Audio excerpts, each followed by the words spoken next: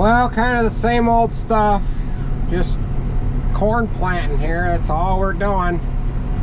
I'm headed to the farm that's the furthest away from our home farm, and I need to get fuel, diesel exhaust fluid, and they have the Moss trailer set up over here. The girls fueled off of it this morning. They'll have to fuel again tomorrow morning, and then I'll have to get some fuel off of it right now. We've had some issues with the 12-row planter, not just little itty-bitty issues, but we should be running both planters on this farm here in a little while. My father's finishing up on the last farm I left from. I did one side of the road, he did the other. One thing about that's running that second corn planter, we're going through a lot more fertilizer. So we're gonna have to do something different next year for how we get fuel to, or not fuel, but fertilizer to the field. I'm thinking, Jared and I were talking about it this morning, maybe get something along the lines of a semi-trailer or something that holds a little bit more than what we can currently hold on a straight truck. So either that, or it would be handy to have two straight trucks set up with fertilizer tanks on them, just so as one gets empty, you can just go after the other one and you haven't got to sit there and wait an hour or 45 minutes or so to pump fuel or pump fertilizer. So we've got another few miles here, and then we'll be to the Cloverleaf farm. Again, I've got to get fuel and diesel exhaust fluid, and then we can start in planting. So everything's kind of clicking along decent now that that other corn planter's going, but it took a little bit, like I was saying earlier, to get some cobwebs worked out of it. So we'll join up with you once we get to that next farm here. Well, we're going to interrupt this video here for a brief moment. We are 1 week into planting corn. You might be asking, well, how are things going? They're going perfect with this 16-row planter. However, the 12-row planter, we've had a lot of issues with it, and we really haven't gotten it off the ground.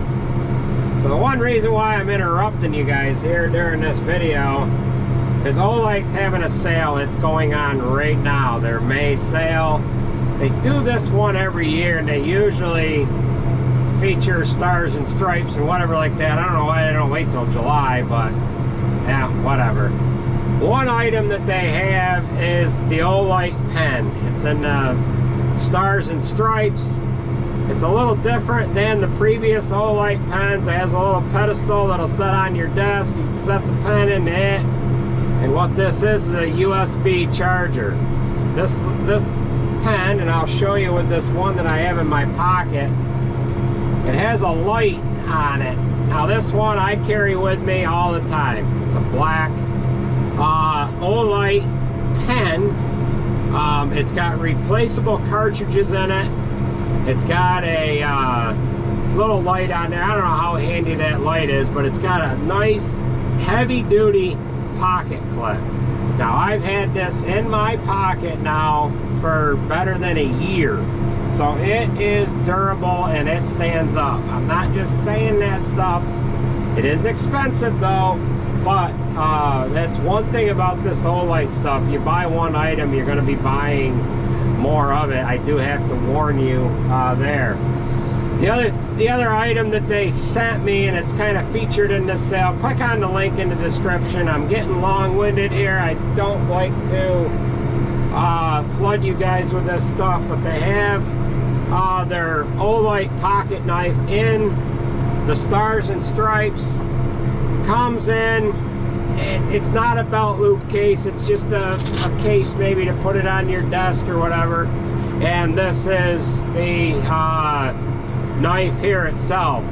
It has a flip out lever to it that will bring the knife out, and then of course it locks it. There's also a little medallion that comes with it as well. Andrew has spoken for the knife and the pen, so he has already confiscated that more or less from me, and I said, well, I got to share with you guys you know, what they have featured this month. Again, I just do it because there's quite a few of you that have already bought this stuff and kind of are intrigued, if you will, with the items that they have in their sales. If you type in Andy FFF in the discount code box, if you don't take advantage of their sale, you'll get 10% off, and that goes for all the time. So back into the video. I just started a small field here. Just got my perimeter pass done around it. I have been recording new boundaries in every field. It's just, I find it's easier that way. Sometimes I get going around the field. I think that I am all set as far as, hey, the boundary I did last year was good, and then I get to a spot where there was a tree down or something like that, and I'm like, oh man. So I have to dodge out a little ways to fill that void in. And then the other thing I can do, if I record a new pass, I can use the perimeter from the previous year or previous boundary pass. I can use that to get my headland pass all the way around the field. That's what I'm doing right now, is it has recorded a guidance track 60 foot from the edge of where I planted. Planter's 40 feet wide, 20 foot is center, so it's 60 foot from row 16 that I planted around the outside of this field. Row 1 is on the left, row 16 is on the right. I'm going counterclockwise. So that works real handy that way. Sometimes what I'll do too is I will set up my straight AB line at the same time I'm going down through the field on my headland pass. When you are recording around the outside of the field, it lets you record a guidance pass at the same time, and then after you get however many times you want to go around the field, usually I put 32 rows around the outside of a perfectly square field or a perfectly rectangular field.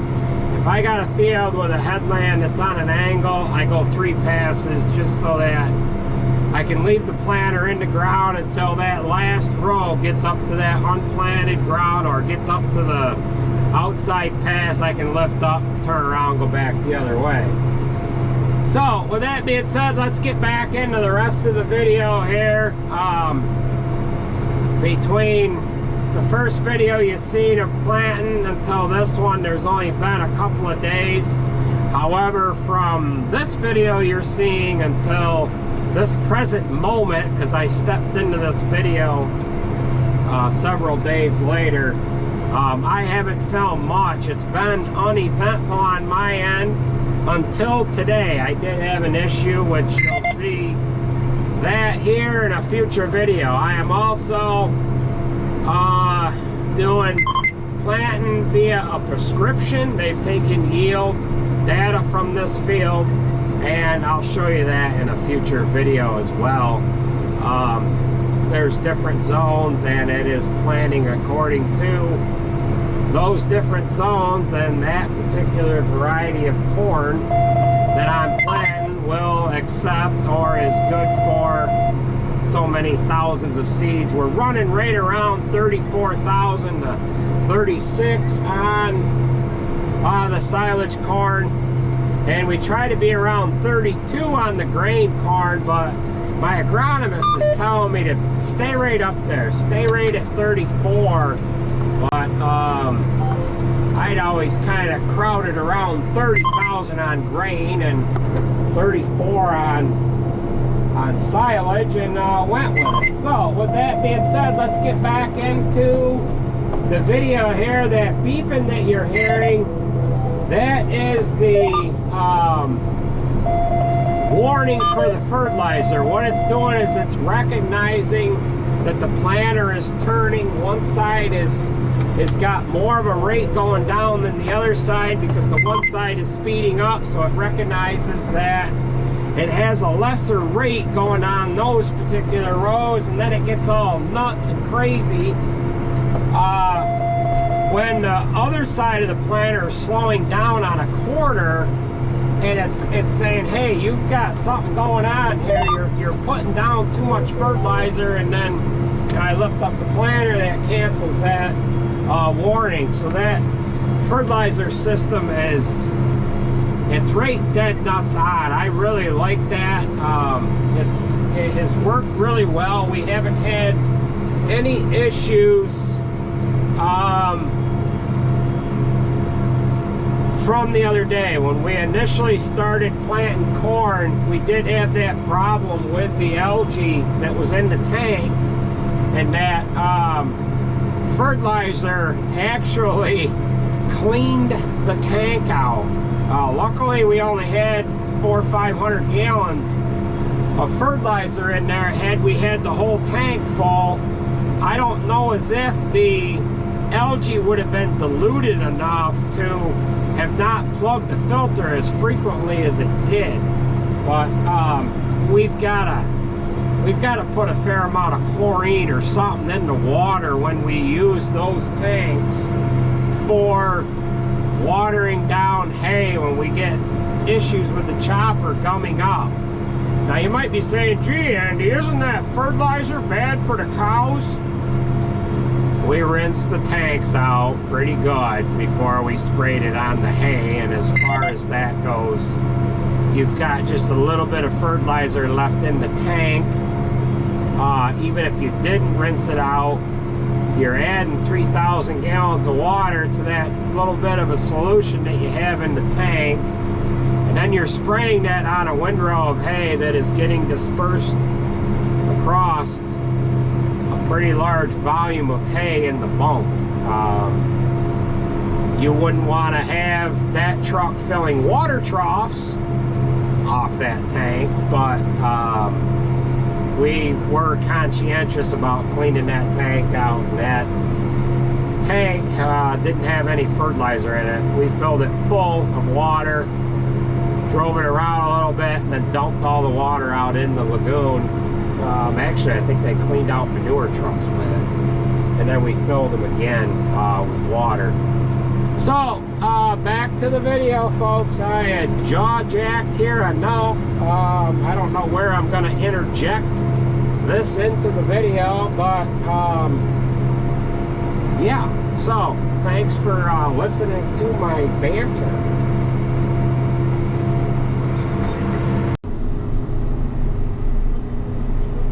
Well, we are coming up to where the main power lines cross the road here. Now, I had shown you guys that wooden bridge that they had built, which is actually on the other side of us here. And this is the same stretch of power line, so it doesn't look like they have to go across this particular field here, because that next power pole set is on the other side, but they've got everything set up for that, set up there. And then they ended up building a road coming in right here on the end of this field to access that power pole set there. So you'll see more of that here a little later on in this video, or it might even be in the next video. What they're doing is they are replacing the poles, and well, they're replacing the whole structure.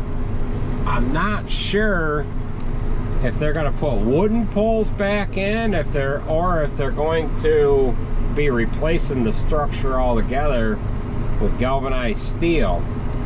I forgot to count the lines, but I know several years ago, maybe 4 or 5 years ago, they went across another stretch of land here, just, well, kind of east or west of here, and they put 2 more lines up, and I think those lines went all the way to western New York.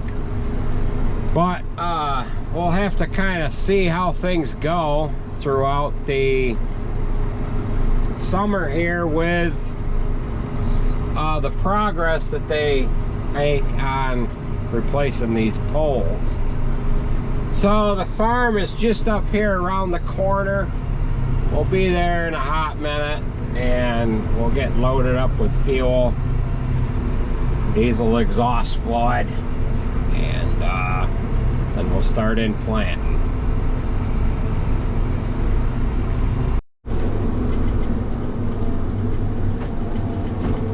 So they ended up putting the fuel trailer in the blue building here. So we're just gonna pull up like so. I don't know how far in the building they have it, but we're soon going to find out. I don't think, well, we're gonna have to open the doors up and pull inside here, I think, so. Well, we are pulled inside here, loading fuel and diesel exhaust fluid at the same time. So the girls, they ended up sucking about 300 gallons of fuel out of this, and I am out of gas. So we're gonna have to put some gas in this, I guess. And I am full of diesel exhaust fluid. Yeah. All right, give me a minute, we'll put some gas in this. So, we have a gas can right in this toolbox there, providing nobody has stolen it. So, yeah. All right, so let me get gas in this and we'll join back up with you in a minute here.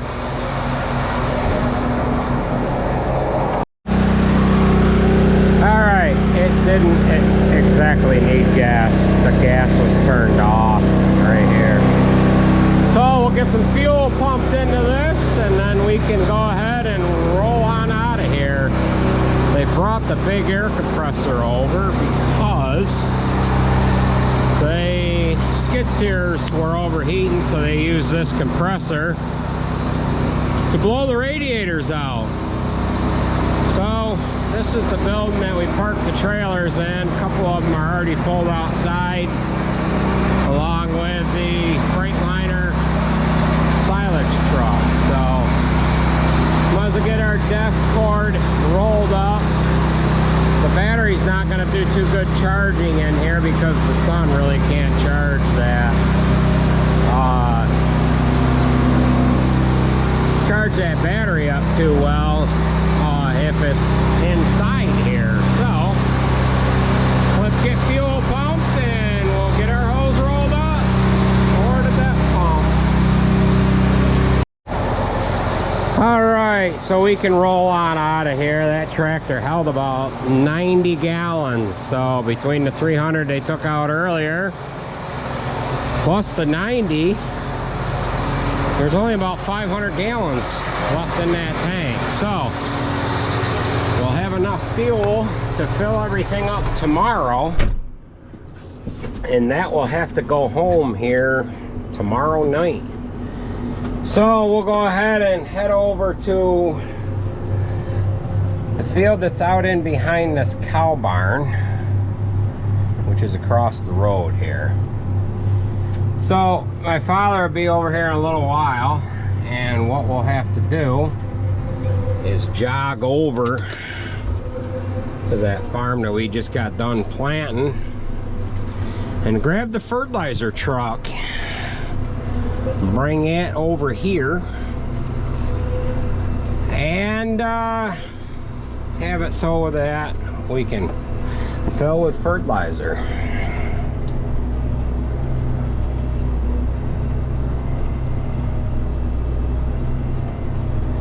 Don't really know where I want to stage everything here exactly, but we'll figure it out.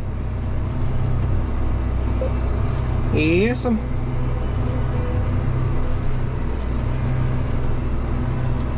I have talked about it in previous, well, I did a video quite a while ago, but there used to be an old cow barn right here that burned down 8, 9, 10 years ago. So that was where the driving floor was, right there, coming right off the road. We bought this farm a few years ago. They built this parlor facility and everything on this right hand side of the road here in '04. We rent this out to another gentleman who milks cows over here, and my uncle supplies him with the feed.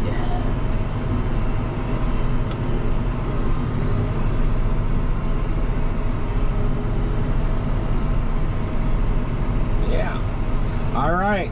We'll get up into this field here and get unfolded, and we'll start right in.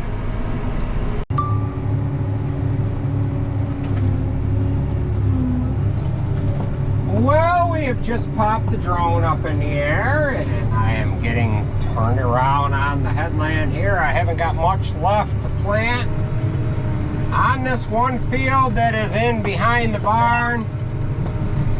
My brother's planting with the other planter right along beside me here on the other side of this one hedgerow. So once I get the planter in the down position, I can go ahead and fly over to the field that he is in.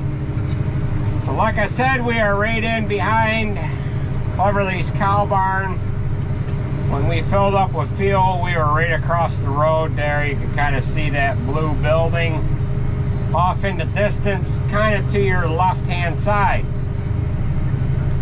So we will fly over to the field that my brother's planting in. I haven't got much left in this one particular field here, and the girls are over here disking as well. I just got a message that insufficient SD card something or other, so I hope this is recording. Oh my goodnesses. So we'll fly over on the other side of the hedgerow here. Insufficient card space. SD card full. Storage location switch to aircraft. Okay. We're gonna try this. So, I don't know. Alright. SD card switcheroo. Alright, so apparently it switched over to the storage space that is on the drone itself. So I don't even know if we are recording here, so that bothers me a little bit. So my father started this one field on the other side of this hedgerow here. My brother was spreading fertilizer. He took his spot, and we're gonna try to find him here. I don't know where he is. I gotta kind of pan around here a little bit, but at any rate, what we're gonna do, oh, there he is, right there. So he is working from the roadside of this field, and he is working west. So we did have some hiccups with this 12-row planter, but between my father and my brother, they've got that dialed in pretty good here, and they've got it working. So we are going to, looks like he might be actually parked there. So actually he might be, he's probably calling me on the phone. Or he's picking up a stone. So we'll kind of show you where the girls are. They are, up here by this one cell tower. Now where this cell tower is, this is where that power line comes across our land and then the neighbor's land as well, and that's where they have this wooden road set up. The next field that we plant is going to be this one particular field that has this wooden road set up alongside. There's the power lines right there. I think that is the metal structure. I can't quite tell. I'm looking through a small screen. And then there's wooden structures beyond that that they are going to be replacing. So you can kind of see the field up in front of us here. That's our field there with a wooden road that goes across it.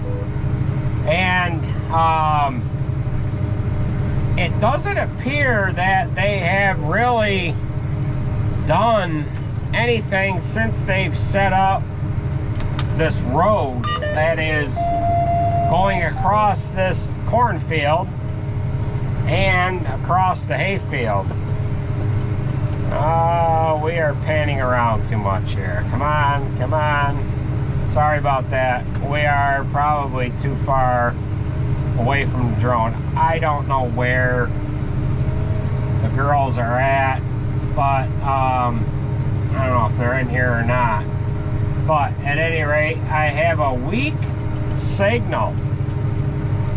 So I'm hoping that I don't lose signal between the remote and the drone. I really don't need to be going across the field looking for a crashed drone. So we'll go ahead and fly over the top of this roadway here that they have made so that they can work on these power lines. Now, I didn't know too much about these roadways. I didn't know exactly how wide they were, you know, what material they were made out of. They're made out of hardwoods, and they're just over 4 feet wide and, I don't know, 16, 18, or 20 foot long. I had somebody say, oh, no way, they are 8 foot. No, they are just over 4 foot. So that runs over to the one back road here, and the girls have this all fit up here, but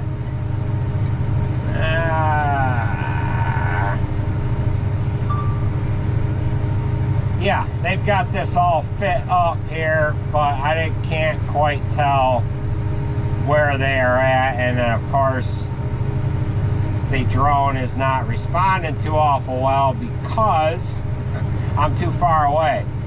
So on the other side of the road, that is the spot that I picked the 7290 up from. If you recall that video a short time ago, maybe a few weeks ago. Are they right there by the cell tower? I don't know, it looks like a lot of dust right there. I can't tell what the heck is going on.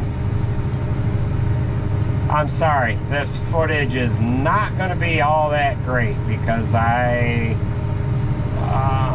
have lost transmission with the drone a couple different times here, and I can't really tell what in the heck is going on. So at any rate, this field up in front of us here is the field my brother was planting in, and I am on the other side of the hedgerow. I thought I could kind of show you a bunch of stuff going on all at once here, but of course that did not happen. You'll see a diagonal track across this field, and that's where I drove across the field to fill up with the fertilizer.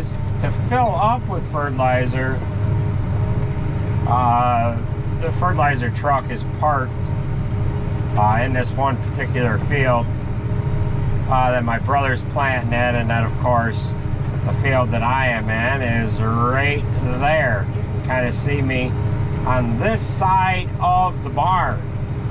So we might as well go ahead and get this down a little lower to the ground. I just can't fly as far away from this remote as I have been in the past here. We've got too much of a knob here in this one hedgerow here to be working with, and I can't find my brother right at the moment here. So You can see the fertilizer spreader sitting there. Fertilizer truck is right by the road. Yeah. So this is kind of a crappy video. This is really crappy because I don't know what's going on. And I'm all over the place. And yeah. So.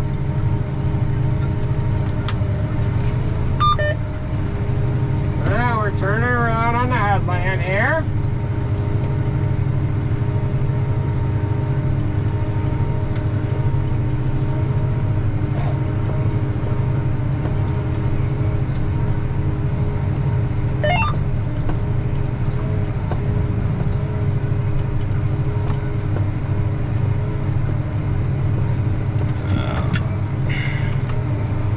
So, yeah, where is he at here?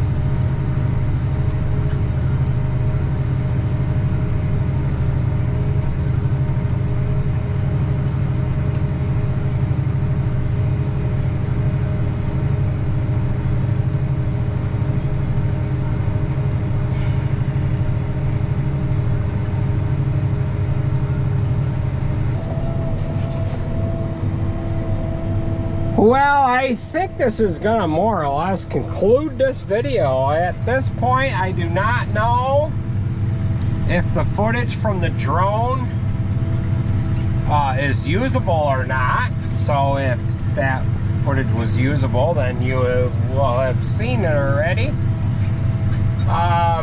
When I was flying the drone, I went to fly over this field and I could not tell where the girls were. I was hoping to get all of us in kind of on the same shot with the drone. You can see they've got this wooden bridge road set up and they have a snow fence alongside it. That snow fence is required to be there because that is where the gas line runs, kind of along this same track. Now, it was a few weeks ago when I videoed, you know, like, oh my God, you know, look what they're doing. They're putting this wooden road down through here. And I got some comments about, oh, wow, it's just such a waste of timber. Come on, really? The amount and the advantages that they have to putting this road in save them a lot of time, and it saves a lot of resources as well. I was actually hoping that there was going to be work performed on these power poles, because it is going to be a mess trying to chop that far side, which is down over a side hill. That is going to be a mess. Chopping that to get that out of this field. All of that has to come out through that hayfield. So I've got some rows that aren't planting because I am getting to the end of this one variety that is in this planter. I've got the seed tender across the road, and I need to see if I need to just go fill up or if I need to hand some seed from one hopper to another. I had handed some seed back and forth, and what I did is I made sure the sumps were all evenly filled all the way across the planter. So I'm gonna go check that now, and if that is a problem, we're going to have to go up and fill up with seed. So yeah, fun stuff. Well, we are now switching seed varieties. I have a Brevant B106U or something like that. 06U 78 SXE in the front compartment. There's 2 bin loads in there. That's a 106-day variety of BMR. And then I've got one bin of Pioneer P0275Q. That's 102 day. I've already filled the right side of the planter. Now I've got to fill the left. What I am doing is I am putting 80 pounds in each hopper. I've set the scale to that. I've got 3,400 pounds left on that front compartment, and that is not really an accurate number because I don't have the truck hooked to it. So we'll go ahead and set up here, and we'll fill these other 8 hoppers here.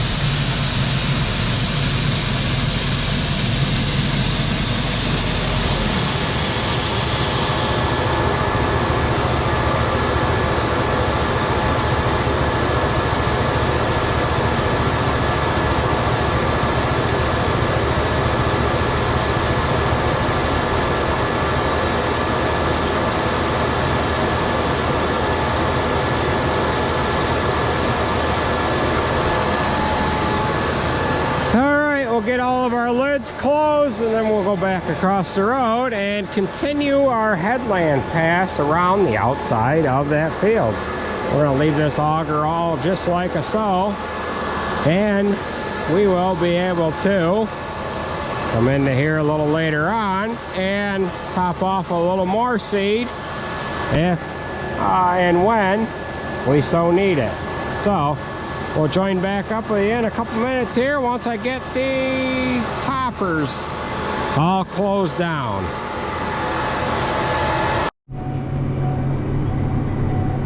Well, we are now back on our headland pass here. We have filled up with seed corn, and we of course have a different variety in the planter, and we're continuing our way across this field alongside the wooden road here. I see Sarah, or actually that's Alex, is making her way over to the pickup. It is just after 8 o'clock here, and they are shutting down for tonight. So like I was saying earlier, before I ran out of seed corn, I hope that we do not have to truck the silage corn from that side of the field there out through the hayfield. I am hoping that they are done with doing the work that they have to do to this these power line structures here. So earlier I didn't know exactly how many lines, but there is 3 sets of power lines there on these structures going across this farm. I would assume that they are going to continue going across that road there, which is Hogue Road, but they probably have to wait until that they are done with this side, because they probably have all of the mats laid out that they need to go a little further here. So we've got just a little bit left to go here to get all the way around, and then we will have our headland pass done on this field, and we can make our next pass around. My brother's filling up with fertilizer now. Once he gets full of fertilizer, he's going to come over and pick me up. I will fill with fertilizer, and then we will leave on out of here before it gets dark. There's Alex just running down West Sorrel Hill Road. I don't know where Sarah is, but they were going to be getting done here at this time anyways, and yeah. So with that being said, that is gonna do it for this video.